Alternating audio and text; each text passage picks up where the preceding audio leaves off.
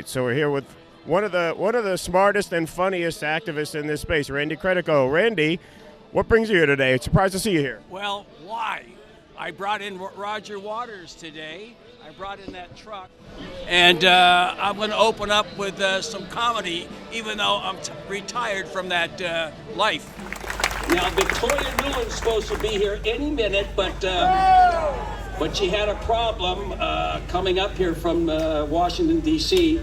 Her broom caught on fire on takeoff. Dorothy threw a bucket of water on her and she melted.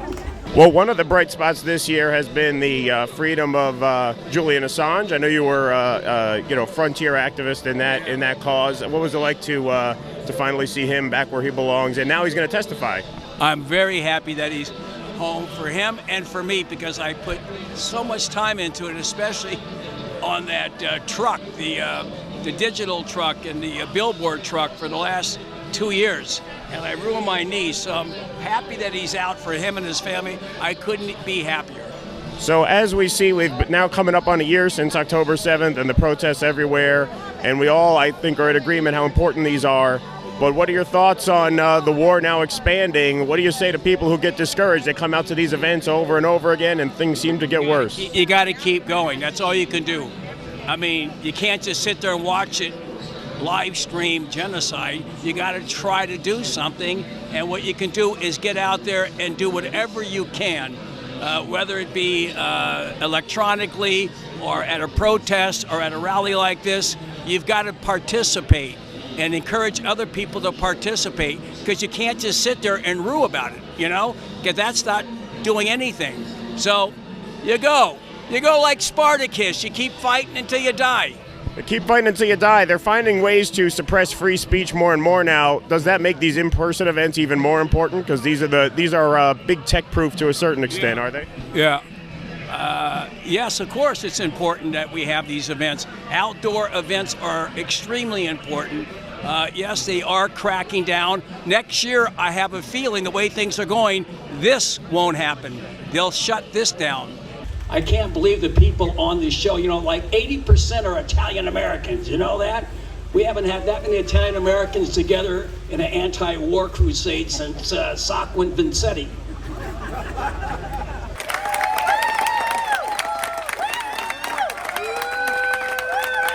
From the bottom of my heart, thank you all so much for being here.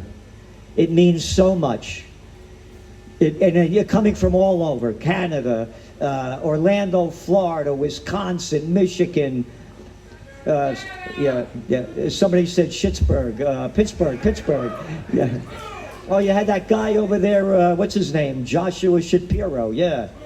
Yeah, the guy that signed his name on a howitzer shell. Oh, yeah, I'm happy. I hope I kill a lot of people with this. This is demonic.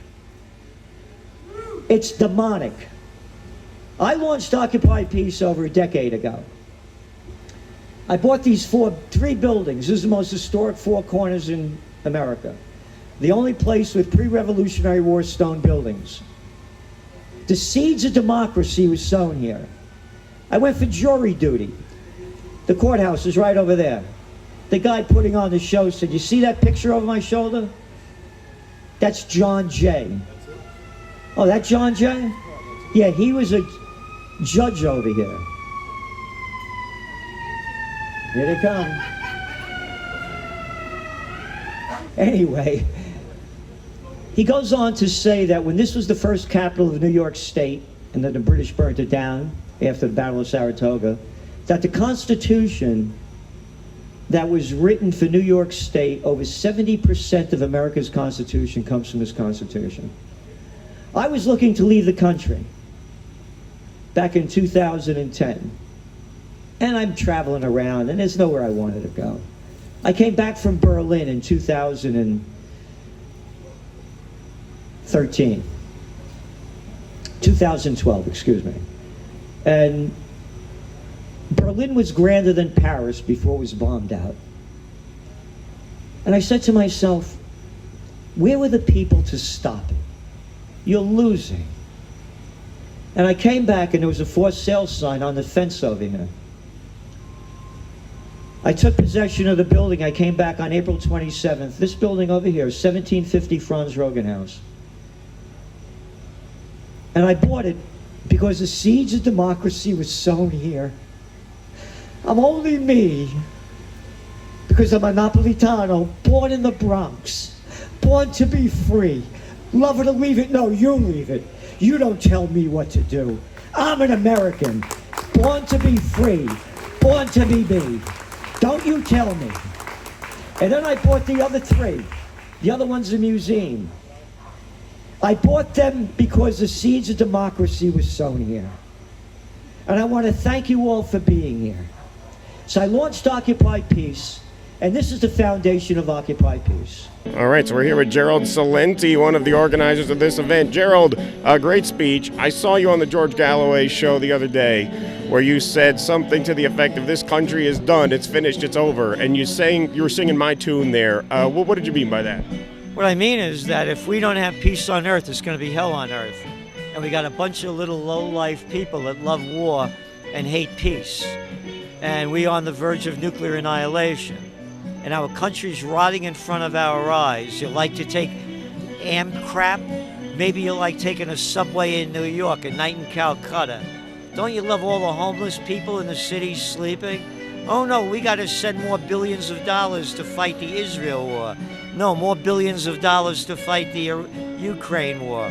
More trillions of dollars to the military-industrial complex as the country's rotting in front of our eyes. We are on the verge of nuclear annihilation. And this is serious, and just listen to what Putin said last week. If we feel that our country is going to be terrorized, the words to that effect, he said, we're going nuclear. All right? And not a word about peace. Where are all the Quakers? Were they dying in an earthquake? Where are all the priests?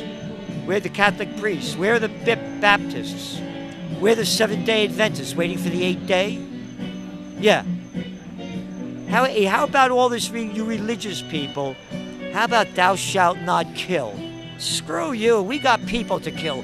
We don't like them, and we're going to kill them. I'm telling you, this is going to be the end of life on earth if we don't have peace on earth. I've been at this for best-selling books, Trends 2000, trend tracking. I'm a trend forecaster. I see the trend shaping the future. And there's now what just happened with Israel killing Nasrallah, the Hezbollah guy, and the United States applauding it. Oh, and we better stop Iran. Oh, you're going to stop Iran? Let's get this straight. What does Israel have, about 9 million people? And Iran has 91 million people? And they're advanced people. These are the Persians. You want more war? If we don't have peace, it's going to be hell on earth, and no one's talking about peace. You're blacklisted from the media if you talk about peace. It's up to we, the people of the United States, in order to form a more perfect union with life, liberty, and the pursuit of happiness. Happiness? Go to hell! Get back in your house. COVID's gonna get you. COVID's gonna get you, all right? All right, just got one brief follow-up to that, because in that same interview, you invoked George Carlin, who was saying this decades ago, before most of us took him as seriously as we should have in this forecast. He was saying this in the late 90s and in the mid-2000s, that the country was essentially finished and done, and we're just playing out the end game. What do you think he saw at the time that most of us didn't?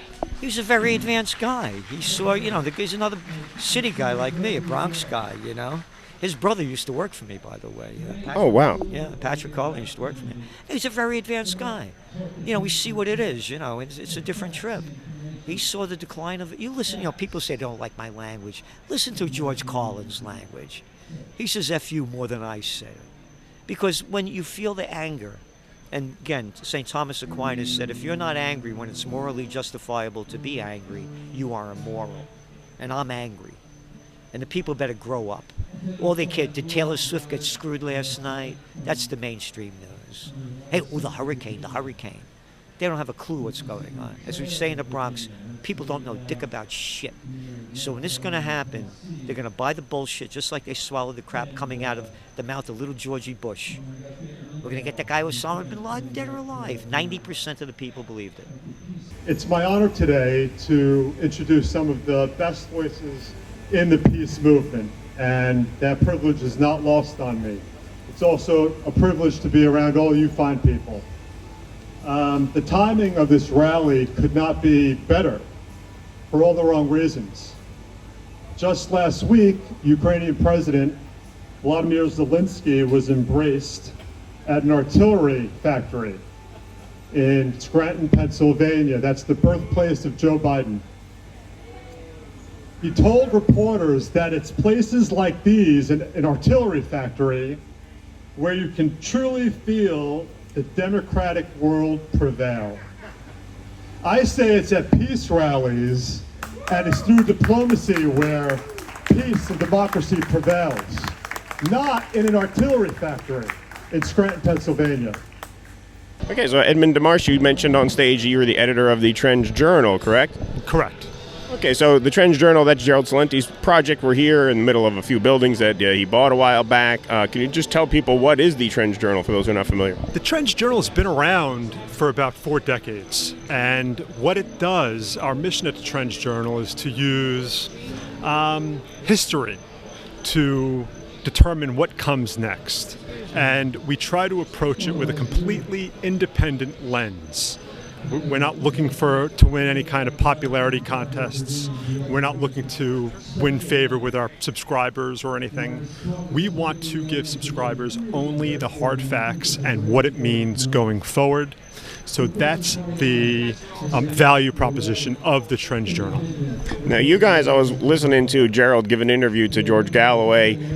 You guys are making a fairly unorthodox prediction for this election. Do you want to talk about how you came to that? First of all, what is the prediction for this election outcome, and how did you arrive at that? Well, you know, it's funny. We insist on not calling it predictions. We call it forecasts, because you can't predict, like Gerald always says. You don't know what's going to happen next.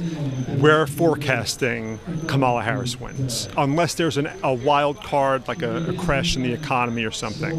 Why? Because we think that her appeal with the abortion that will be a major issue for voters, and that will carry her over the finish line. That's the feeling. That's why we came up with, because it's a lot of people in the U.S. are single issue voters, and we think that and her. The fact that she's so well known, Donald Trump stumbled a little bit. We don't think that J.D. Vance was a great VP pick for Donald Trump. We don't think it really advanced his campaign the way he had hoped. And so that's where we kind of stand, and that's why we think Harris, barring some kind of cataclysmic economic event, will carry on and win.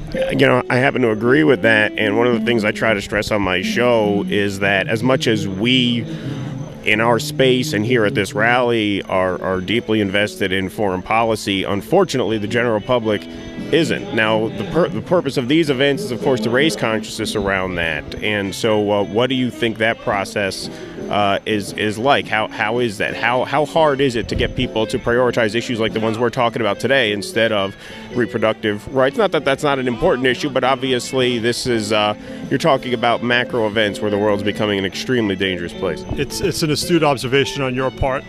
How do you get people to worry about what's happening in Ukraine when really they worry about putting food on the table for their families, paying their car payment, paying their mortgage? So it's hard to put foreign policy on the forefront, but when you're talking about nuclear annihilation, we find that it's easier given that the stakes are so high right now. And so we hope to push the message forward that this has a direct impact on you and your life, because these wars can escalate to become nuclear. And then obviously that's the biggest issue that could possibly ever be discussed.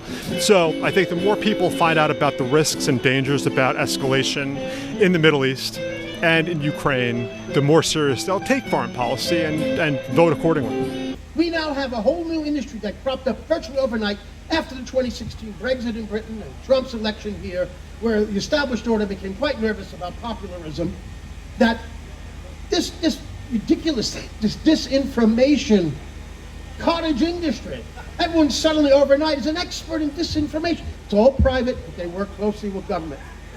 And this is an extension of how government cannot, because of the First Amendment, censor a newspaper They can't censor us, but they can get a private company to do it.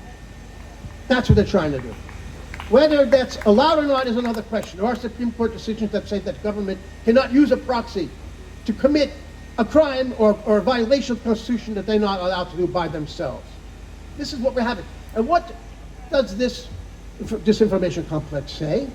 If you write a position, an article or a TV report that includes the Russian point of view, that you're a Putin puppet, that you're paid by the Russians. You're paid by the Palestinians, by the Iranians, by the North Koreans. You couldn't possibly be including their position in your reports if you didn't get paid to do that. But why do they say that? Because these are people, the mentality. They themselves are being paid to do this. They could only understand. How else would they know? They could only understand that people take positions because they're paid for it. Not because they're actually committed to trying to find out the truth. What's going on? Nobody, they can't understand that that is what some reporters are still trying to do. We take this job seriously. No, but first we're being paid off. So you can't include the moment you say the Russians say this, or you're paid by the Russians. It is so ridiculous. They rob your agency. As Scott Ritter said after he was raided, that the coincidence of viewpoint does not prove control. In other words, you may come to the same position in your reports that happen to align on certain issues with the Kremlin. That doesn't mean the Kremlin made you say that or controlled you. You just looked at the facts and came to that conclusion. It's a coincidence that you have the same opinion. We're here with the man, Scott Ritter, one of the featured speakers today. Scott, it's great to meet you. Obviously, you're from my neck of the woods. I'm up in the Capital Region. I heard on local news that your home had been raided. Without commenting on the case, I'm not sure if you're at liberty to do that, but what is the environment for free speech now in this supposedly free country? And what is the importance of being here today for that reason? Well, first of all, I'll comment on it freely. I have nothing to hide. The FBI, working on behalf of the Department of Justice, has taken umbrage over the fact that I have gone to Russia, that I've met with Russians, that I've learned about Russia, and I had the audacity to bring this knowledge back to the United States and try to share it with the American people using a variety of outlets. They want to classify me as an agent of the Russian government, which they can't do. I'll tell you why they can't do it. A, I'm an American patriot. I don't work for anybody except the United States of America, and that doesn't mean the government. That means we the people through the Constitution. And the Constitution in its First Amendment guarantees free speech and a free press. I am a journalist. So when I go to Russia, I go as a journalist. When I come back and I report as a journalist. And any effort by the Department of Justice using the FBI to shut me down is a frontal assault on the Constitution of the United States of America. We live in a very dangerous time when we're allowing the government to define what free speech is. That's not what it's about. Free speech is about we the people holding the government accountable for what they do in our name. And the moment we allow the government to define, that's like putting the fox in charge of the chicken house. It ain't gonna work. Well, the African People's Socialist Party was just on trial. They were found not guilty of being Russian agents, but guilty of somehow trying to be. Have you followed that case? Do you have any comment on that case? No, I've been following the Uhuru 3 and their case for some time now. It's a confusing verdict, which I think reflects the confusion of the jury, which may play well on appeal. This case should never have been brought to trial, though. The Uhuru 3, the black nationalists, have been doing what they do for decades. You don't need the Russians to tell them, what their cause is, how to behave. You don't have to agree with them. It doesn't matter. In America, you have free speech, freedom of association, etc. As is always the case in war, it's the innocents who pay the heaviest price. And that's what we see unfolding in Gaza, depending on who's counting. And this is where it gets really perverse, because somehow the bigger the number I put out there, the more you're supposed to feel horror. Ladies and gentlemen, there's only one name I have to put out there for you to have horror in your hearts. And that's Hind Rajab, a 6-year-old girl who was in the car with her relatives. The machine gun bullets ripped through the car, fired by the Israelis, killing her family, leaving her and her 15-year-old relative cousin alive but wounded. They picked up the phone and they called for help. Within minutes, the machine guns opened up again and killed her 15-year-old cousin, leaving a 6-year-old girl alone with dead relatives on the phone, begging for help, pleading for help, crying for help. They tried to send help. They sent 2 paramedics, very brave men, who went out there from the Red Crescent Society. They cleared the path. They got approval from the Israelis to go there and rescue this 6-year-old girl. They got within sight, 50 meters away. They said, we see her. We see the car. They got out of the ambulance, and they were immediately gunned down by the Israelis, murdered. Their crime, trying to rescue a 6-year-old girl. She's on the phone begging for help. Please help me. Please come to me. A 6-year-old girl pleading for help. And what did the Israelis do? The tanks are coming closer, she said. I'm afraid. The tanks are coming closer. The lady on the other end had her pray, had her recite verses from the Quran. And then the machine guns opened up for a last time. And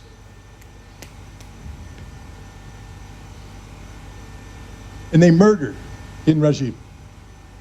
All you need is one name. And yet I can give you 40,000 to 190,000 names of Palestinian civilians who have been murdered in Gaza by the Israelis. Their crime, wanting to have a homeland, wanting the same thing we want, a place we can call our own, a place we say, this is my home, this is where I will raise my family, this is where future generations will learn to live in peace with their neighbors. But no, the Israelis don't want to live in peace. The Israelis dream of something, and when I say Israelis, I'm speaking of Zionists, people. I'm not speaking of Jews. I'm speaking of Zionists. The Jewish faith is a faith of God. We are not here to speak ill of the Jewish faith. We're not here to speak ill of any religion. We're here to speak ill of the murder in the hearts of those who will steal the land of others so that they can prosper while suppressing the ambitions, the desires, the hopes and dreams of millions of people who are innocent.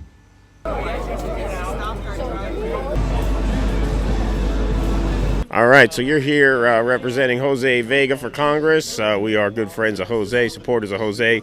Russell and Jose are actually speaking at the Rage Against the War Machine right now, but what brought you up here? Hi, I'm here because there's a major threat of nuclear war right now. We're talking about sending missiles, all the way into Russia. At any moment, Biden could just say, yes, we're okay to send missiles deep into Russia, and that would be World War III. I mean, Putin just also changed his nuclear doctrine and said that they would, use nuclear weapons if there was a attack from an ally of a nuclear power, which means that they're bringing the United States into the picture of the Ukraine war, that they would retaliate with nuclear weapons against the United States. So this is like, the real agenda. It's not just November. It's this threat of war now, and that we need fundamental solutions, which Jose represents.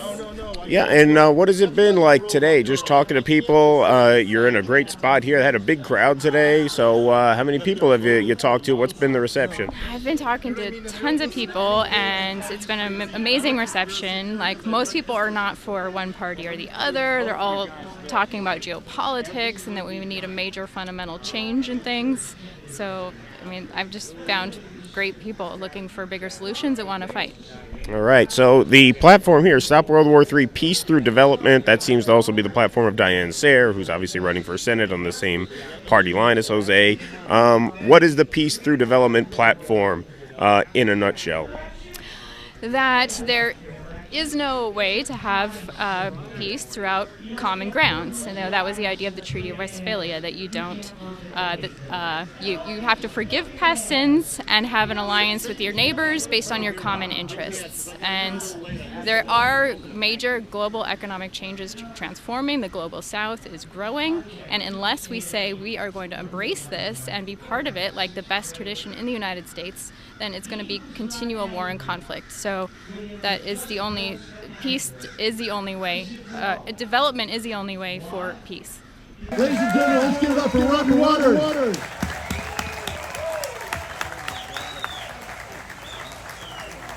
Hey, Scott. Hi, everybody. This feels like a minor miracle. It's going to be really interesting trying to speak through the 2-second delay that I'm hearing very loud in my ears of my voice, but I'll try. Woo! Yeah, that's hard. I should get some... No, I can't get headphones. I'm going to make do with what we are. I just heard Scott say, once a Marine, always a Marine.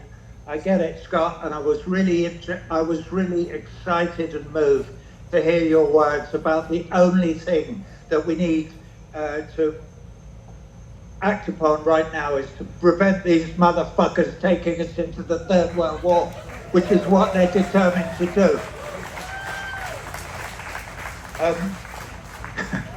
All right.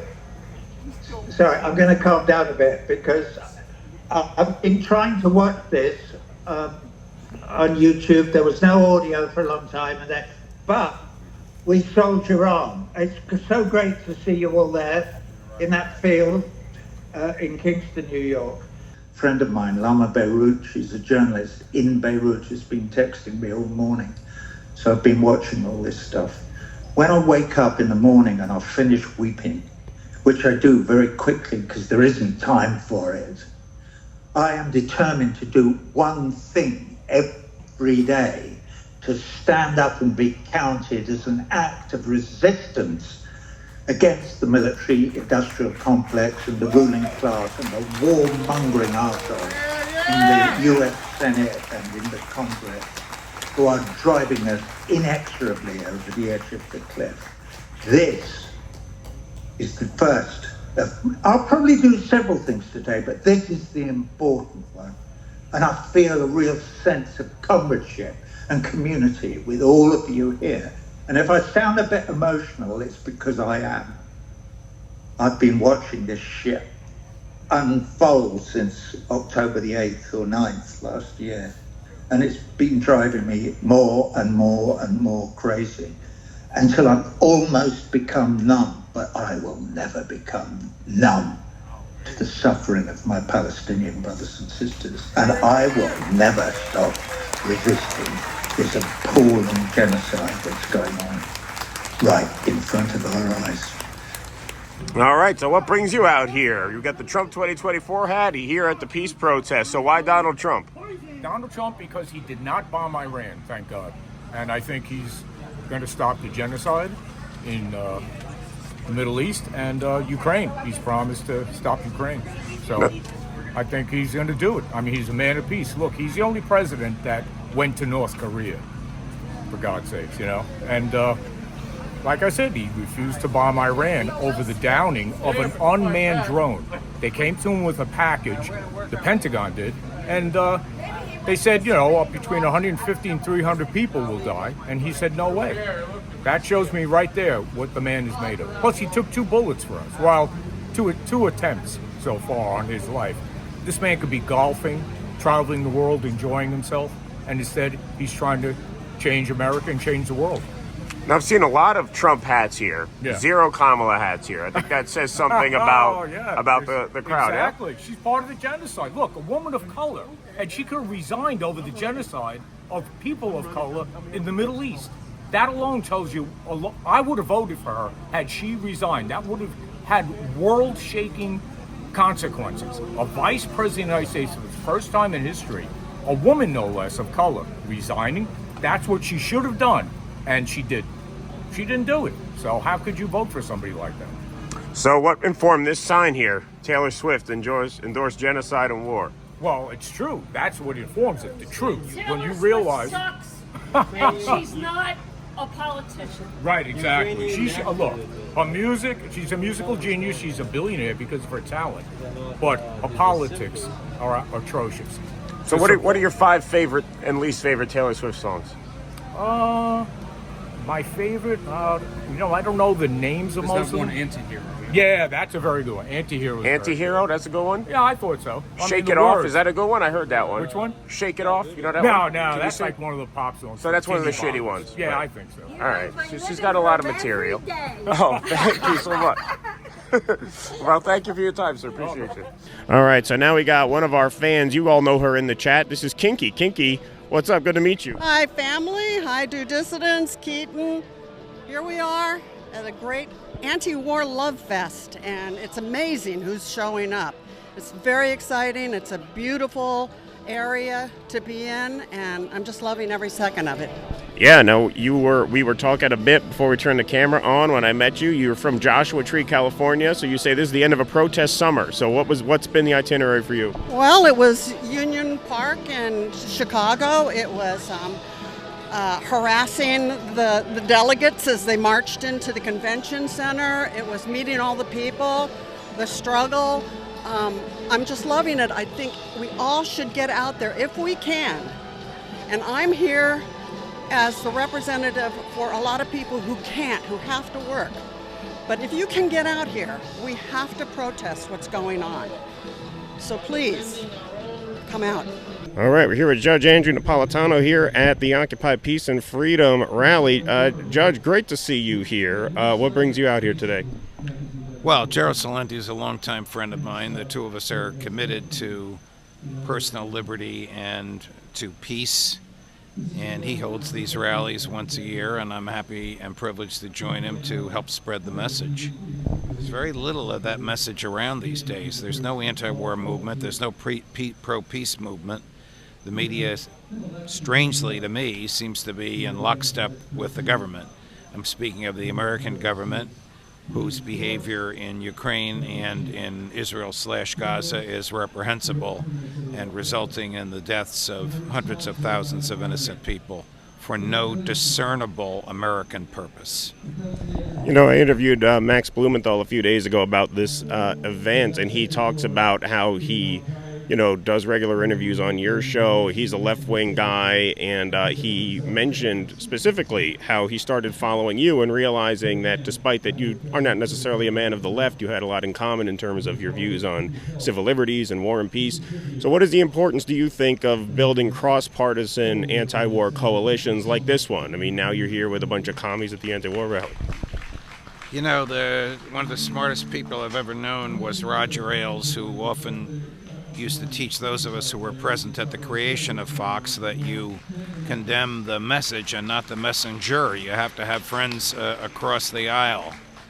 There was a time when I wore a T-shirt that said "Bomb Hanoi" in my college years. Now, of course, I condemn that attitude. As you get older, you think differently, and you recognize that we have more in common than divides us.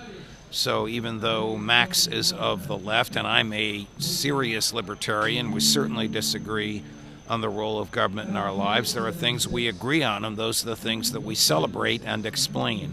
And they happen to be peace, personal liberty, the idea that our rights come from our humanity and not from the government. And it's very gratifying to me to have friends like Max Blumenthal and his beautiful wife Anya Parampil and their brilliant collaborator, Aaron Mate. They've become dear friends of mine. We don't talk about the redistribution of wealth, but we do talk about civil liberties and peace. So after we fought the revolution and won the revolution and wrote a constitution, 5 states threatened to secede. Isn't that interesting? The framers believed in the right of the states to secede, and they threatened to leave unless a Bill of Rights was added to the Constitution. And the Congress picked the same guy to write to the Bill of Rights who had written the Constitution, Little Jimmy Madison. Now they call him Little because he was 4'8". So I hope when I go to heaven I get to stand next to Little Jimmy because I'll look like Shaquille O'Neal by comparison. When Little Jimmy wrote the First Amendment, he insisted that the word "the" be in there. Hear me out. Congress shall make no law abridging the freedom of speech, recognizing its pre-existence before the government. If it existed before the government, where did it come from? It comes from our humanity. This was recognized by the framers of the Constitution and the ratifiers of the Bill of Rights. It would last for 7 years. The Bill of Rights was ratified in 1791. In 1798, the Congress enacted the Alien and Sedition Acts, a law that was motivated by something that is inconceivable today, fear of the French. All right. They feared the French because the French had just cut the king's head off, and they were worried the same thing would happen here. So they enacted this awful set of laws, which basically said, if you want to come to the U.S. and become a citizen, come here. We'll give you 20 acres of land. You can till it and do whatever you want. And you'll be a citizen after 14 months. Unless you're French, then you have to wait 14 years. Oh, and by the way, anyone who is critical of the government or the president and is convicted of this criticism shall be sentenced to 2 years in a federal prison. So the same generation, and in some cases the same human beings, who had just written Congress shall make no law abridging the freedom of speech, enacted legislation that abridged the freedom of speech and punished its exercise in order to preserve the government from too much criticism. What do you think it is? Final question. There seems to be a faction of people who seem to be able to see the truth about the Ukraine war, but not the Israel-Gaza war. There seems to be a contingent of people, mostly on the right, but not exclusively. What do you think that disconnect is? Why do people have a sort of break in their minds where they can be against funding Ukraine, but seem very hawkish pro-Israel? Well, the pro-Israel crowd is very endemic in American culture, and people are afraid to be called anti-Semitic. I've been called that, but it's the farthest thing from the truth. I am a descendant of the Jews. My problem is not with the Jewish people, of whom I'm a descendant. My problem is with the government of the State of Israel that's willing to slaughter innocents. I recognize that it takes a certain amount of personal courage to make a statement like that, and you do so at the risk of losing friends, and it's not a popular thing to say in America. But the more people that look at what the mainstream media won't show them, look at it on your mobile device, the more people are recognizing how murderous, genocidal, apartheid, anti-human liberty the Netanyahu government is. Please clap.